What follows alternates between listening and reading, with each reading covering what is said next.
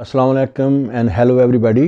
अभी मैं आपको बताने लगा हूँ कि हार्ट अटैक हो जाने की सूरत में आपको क्या करना चाहिए। सबसे पहली तो ये बात है कि आपने डरना बिल्कुल नहीं, अपने आप को काम कूल रखना है, रिलैक्स रखना है और पैनिक बिल्कुल नहीं होना। इस तरह आपके ज़िंदा रहने के ज़्यादा चांसेस हैं।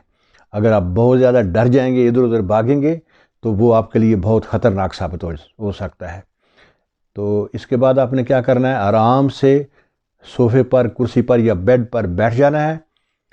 नाक के ज़रिए लंबे लंबे सांस लेने हैं और मुंह से निकालने हैं।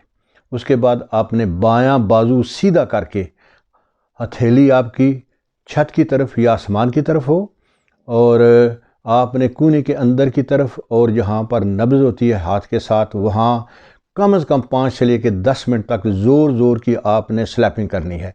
इसी तरह दायां बाजू जो है वो सीधा करके उस पर भी कूनी के अंदर और हाथ के नीचे नब्ज़ के मुकाम पर कम से कम 5 से लेकर 10 मिनट तक जो है वो ज़ोर ज़ोर की स्लैपिंग करनी है, इतने ज़ोर से कि जो आप बर्दाश्त कर सकें।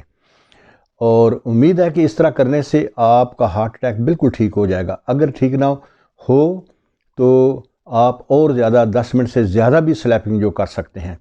अगर हार्ट अटैक बिल्कुल ठीक ना हुआ तो इसकी शिद्दत में डेफिनेटली कमी आ जाएगी।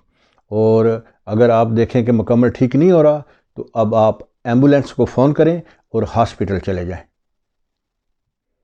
ये ऐन मुमकिन है कि हॉस्पिटल में आपको डॉक्टर साहबान स्टेंट डलवाने के लिए या बाईपास करवाने के लिए कहें और वो कहेंगे कि आपका हार्ट डैमेज हो सकता है, इसलिए जल्दी से जल्दी प्लीज़ आप फैसला करें, आप स्टेंट डलवाएं या बाईपास होगा।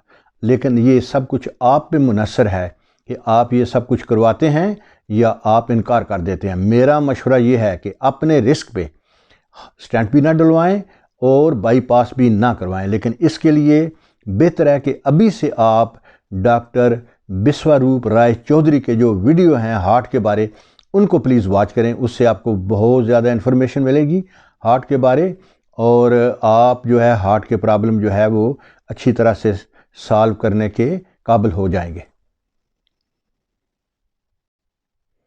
घर आके आप बाकायदगी से हार्ट की जो मेडिसिन है उसको इस्तेमाल करते रहें उस वक्त तक जब तक कि आप अपना लाइफ स्टाइल जो है वो चेंज ना कर लें।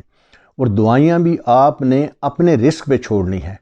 लेकिन जब दवाइयाँ छोड़ दें और कभी तकलीफ़ महसूस करें तो 1-2 दिन के लिए दवाइयाँ आप फिर इस्तेमाल कर सकते हैं।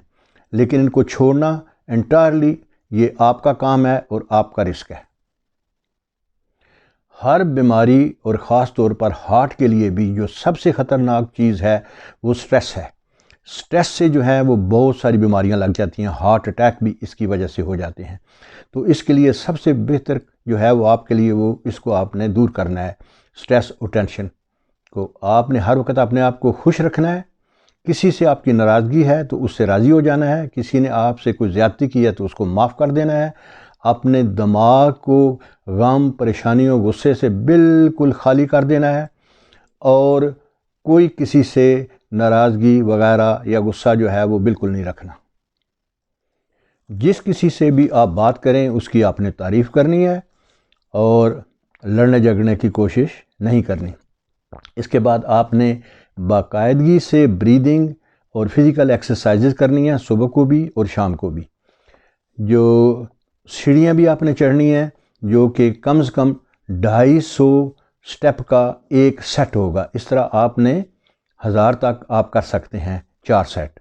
और अगर आप 10 सीढ़ियाँ चढ़ते और उतरते हैं तो ये 20 स्टेप होंगे। तो इस तरह आपने अगर 250 स्टेप करते हैं तो इसका मतलब है कि 125 चढ़े और 125 उतरे, एक सेट बन गया। सांस लेके दूसरा सेट करें, फिर सांस लेके तीसरा, इस तरह चौथा। तो कम से कम एक सेट ज़रूर करें।